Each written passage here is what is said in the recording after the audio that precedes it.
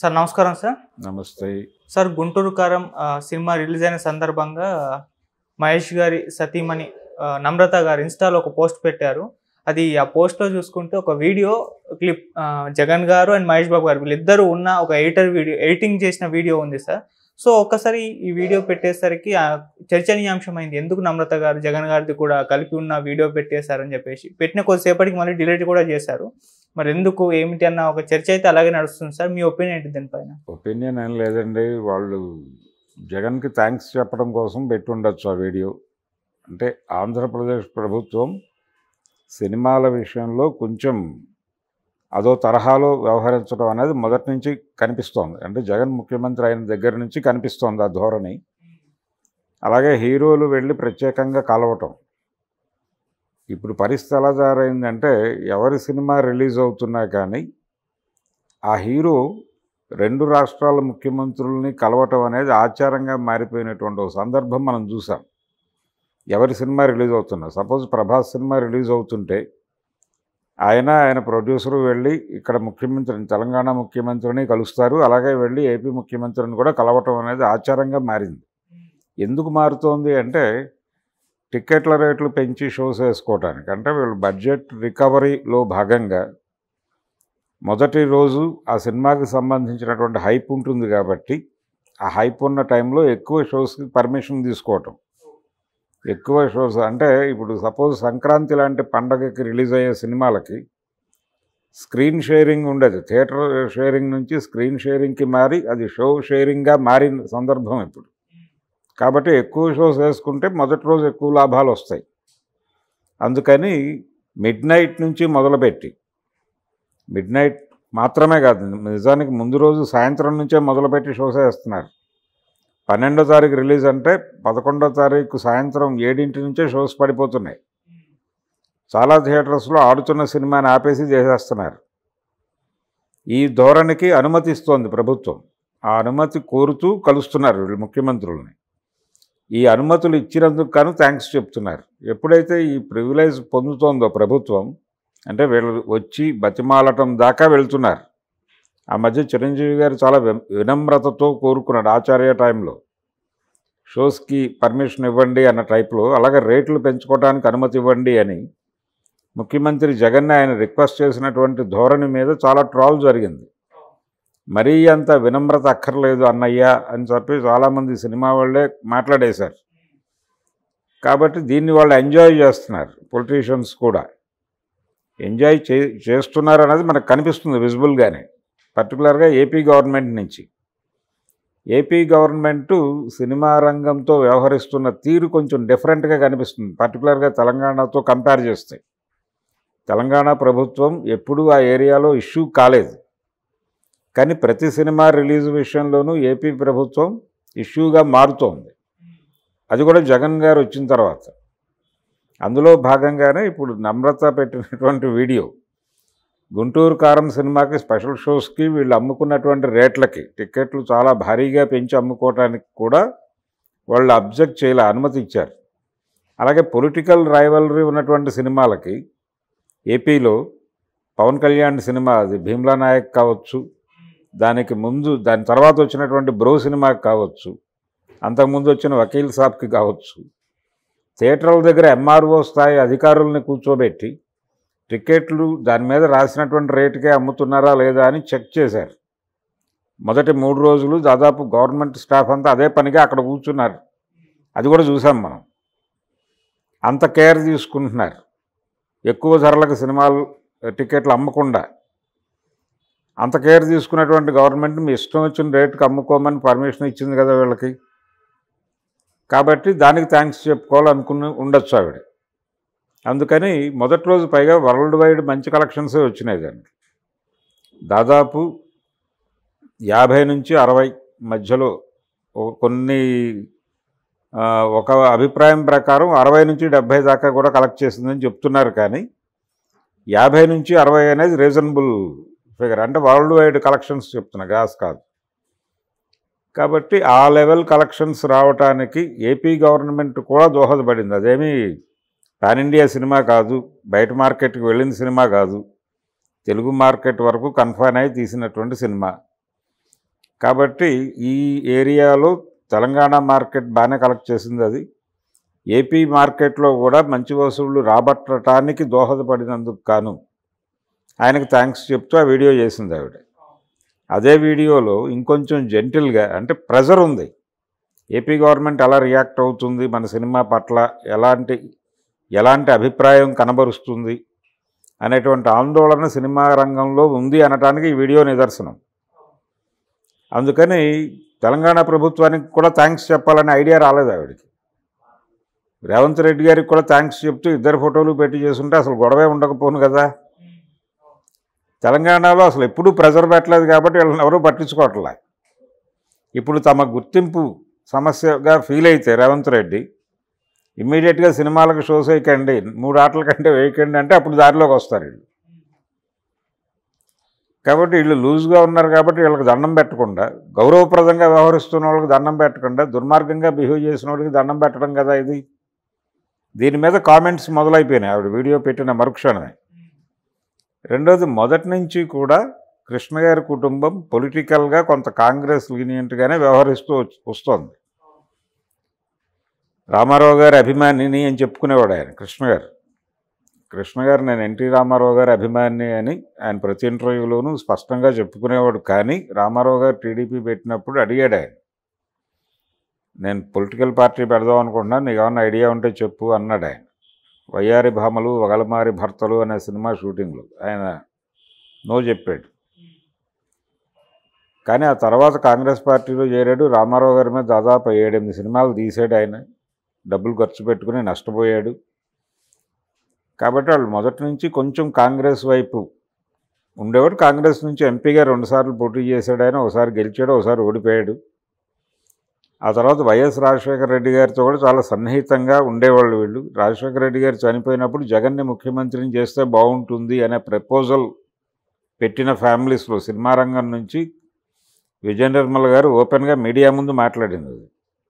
జగన్మోహన్ రెడ్డిని ముఖ్యమంత్రిని చేయటం సబబు అని ఆవిడ క్లియర్గా తన అభిప్రాయం ప్రకటించింది. అప్పటి నుంచి కొంచెం ఆ కుటుంబానికి, రాజశేఖర రెడ్డి కుటుంబానికి జగన్తో కూడా కొంచెం సాన్నిహిత్యం ఉంది. జగన్ అంటే ఆవిడ తెలుగుదేశంలో కూడా పోటీ చేశారు. విజయ నిర్మల్ గారు తెలుగుదేశం పార్టీలో చేరి చంద్రబాబు గారి దగ్గర టికెట్ తీసుకుని పోటీ చేసి ఓడిపోయిన చరిత్ర కూడా ఉంది. అయినప్పటికీ ఇమ్మీడియట్గా ఆ పార్టీకి రిజైన్ చేసి వాళ్ళు వైఎస్తోనే ఉండేవాళ్ళు. ఒక రకంగా వైఎస్ 2 టర్మ్స్ గెలవటము, కాంగ్రెస్ పార్టీ గవర్నమెంట్ నడుస్తూ ఉండటం ఉమ్మడి రాష్ట్రంలో. అందుకని కొంత కాంగ్రెస్తో తమకున్న సంబంధాలను జాగ్రత్తగా మెయింటైన్ చేస్తూ, వాళ్ళకు కూడా స్థల వివాదాలు ఉన్నాయి, స్టూడియో వివాదాలు ఉన్నాయి. స్టూడియోని వాళ్ళు సినిమాకి కాకుండా ఇతర పనులకు వాడుతున్నారు అనేటువంటి ఒక గొడవ ఉంది వాళ్ళకి. నాగేశ్వరరావు గారి మీద ఎలాంటి కేసులు ఉన్నాయి, వీళ్ళ మీద కూడా అలాంటి కేసులు ఉన్నాయి. అందుకని అధికారంలో ఉన్న వాళ్ళకి కొంచెం అనుకూలంగా వ్యవహరించడం అనేది లౌక్యంగా ఉండేవాడు ఆయన. అదే ధోరణిలో వీళ్ళు కూడా వైఎస్ కుటుంబంతోనూ జగన్మోహన్ రెడ్డితోనూ కొంచెం సన్నిహితంగా ఉండటం, పొలిటికల్ ఏరియాలో నాన్ కాంట్రవర్సీతో ఉండటం, ఎటువంటి కాంట్రవర్షియల్ ఏరియాల్లోనూ తమ పేర్లు లేకుండా చూసుకోవటం అనేది వ్యూహాత్మకంగానే మహేష్ బాబు మెయింటైన్ చేస్తాడు, ఎక్కడా కాంట్రవర్సీ లేకుండా. అలాగే గుంటూరు కారం సినిమాలో కూడా 2 డైలాగ్స్ ఉంటాయి. ఒకటేమో నేను సెల్ఫ్ మేడ్ మ్యాన్ని చిరంజీవిలాగా అంటాడు ఆయన, ఓ డైలాగ్. అలాగే నువ్వేమన్నా పెదరాయుడులో రజనీకాంత్ అనుకుంటున్నావా అని ఇంకో డైలాగ్ ఉంటుంది. ఎందుకు వాంటెడ్గా పెట్టారు ఈ డైలాగులు అంటే పెద్ద హీరోల సినిమాల్లో ఇంకొక హీరో ప్రస్తావన ఎక్కువగా ఉండదు, చాలా తక్కువ సందర్భాల్లో చూస్తాం. అది కూడా అవతల వాళ్ళ మీద రెస్పెక్ట్ ఇవ్వక తప్పదు అన్నటువంటి కండిషన్స్లో మాత్రమే అంగీకరిస్తారు. చిరంజీవి సినిమా స్నేహం కోసం సినిమాలో ఎన్టీ రామారావు గారి ప్రస్తావన ఉంటుంది, అది అడ్మిట్ అక్కడ వరకు. అలా ఈయన చిరంజీవిని అడ్మిట్ చేశాడు. అడ్మిట్ చేసి చిరంజీవిలాగా నేను సెల్ఫ్ మేడ్ మ్యాన్ని అని చెప్పుకుంటాడు. అది ఒక రకంగా సినిమా అభిమానుల్ని అందరినీ కలిపి తన సినిమా వైపు అట్రాక్ట్ చేసేటువంటి ప్రోగ్రాం, వ్యూహంలో భాగమే అది. అలాగే మా మధ్య ఏ రకమైనటువంటి విభేదాలు లేవని చెప్పటం, అది వ్యూహాత్మకంగా చేసిన పనే. అదే పద్ధతిలో పొలిటికల్ ఏరియాలో కూడా నాన్ కాంట్రవర్షియల్గా ఉండడానికి ట్రై చేస్తాడు ఆయన. అక్కడ వరకు ఓకే. కానీ ఈ వీడియో పెట్టడం వల్ల ఏమైందంటే వీళ్ళు మరీ భజన వ్యవహారం అయిపోయింది అనే అభిప్రాయం చాలామంది మాట్లాడటం పెట్టిన మరుక్షణమే. దాంతో ఇమ్మీడియట్గా వీళ్ళు రకరకాల విండోస్ ఓపెన్ అయినాయి. ఈ వీడియో ప్రమోట్ అయితే తెలంగాణ ప్రభుత్వం గాయపడితే, తెలంగాణలో కొత్తగా ఏర్పడినటువంటి ప్రభుత్వం గాయపడితే అది 2 నెలల కాపురమే. ఏపీ గవర్నమెంట్ రేపు ఎన్నికలు వస్తున్నాయి. ఈ పార్టీ ఉంటుందా, వేరే పార్టీ వస్తుందా అనేది తెలియని వ్యవహారం. ఈ ప్రభుత్వం కొత్తగా ఏర్పడింది, ఇది 5 ఏళ్ళు కాపురం చేయాల్సిన వ్యవహారం. ఈ ముఖ్యమంత్రిని, ఈ ప్రభుత్వాన్ని నెగ్లెక్ట్ చేసి, పైగా ఎక్కువ షేర్ వచ్చింది ఇక్కడే, నైజాంలో కలెక్ట్ చేసిన షేరే మేజర్ షేర్.